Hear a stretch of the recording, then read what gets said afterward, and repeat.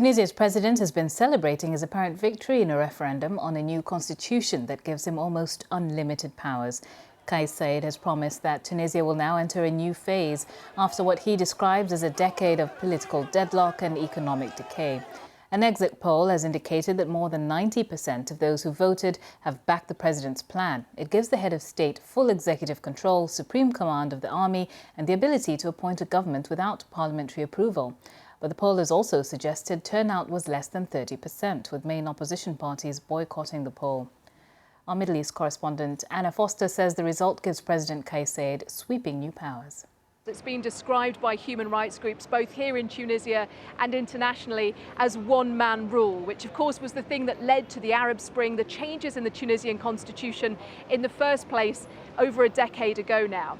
Essentially what it does is gives him the sort of power that would normally be checked and balanced by Parliament. And of course, don't forget that a year ago yesterday, he got rid of the Prime Minister, the Parliament and the government. And there still haven't been parliamentary elections. So that will perhaps be something that we might now see when this new constitution is in place. I think the result is very much a foregone conclusion. The turnout is low. 27.54% we were told yesterday. The result could well come later on this afternoon. So I think in terms of what Tunisians will see just every day, not a great deal will change because a lot of the power is already in Kais Saied's hands. But he can hire and fire cabinet ministers, he can hire and fire judges. If he wants to, he has the ability to change the constitution, to give himself the ability to be president for the foreseeable future, for the rest of his life. So once this changes, I think what happens next in the next few weeks and months will be crucial when we see how he will use that new power.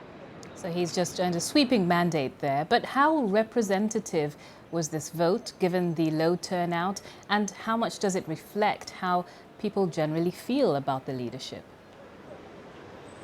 Well, it does actually reflect the views of many Tunisians. Here, people who are poorer, people who are working class, they are struggling financially, as are so many people around the world at the minute. The cost of living crisis is being felt acutely here.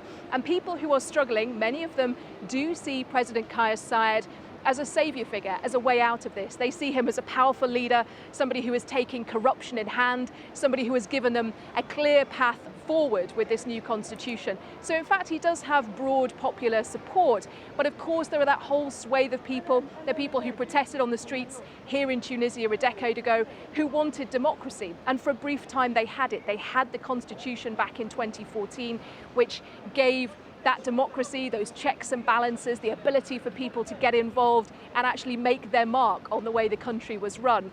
And that has very much gone now, or it certainly will do when the result is confirmed, probably later this afternoon.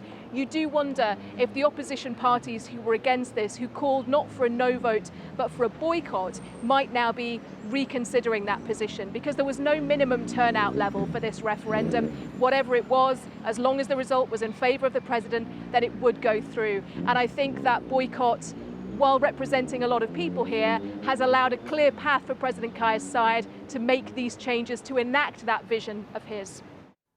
Anna Foster there.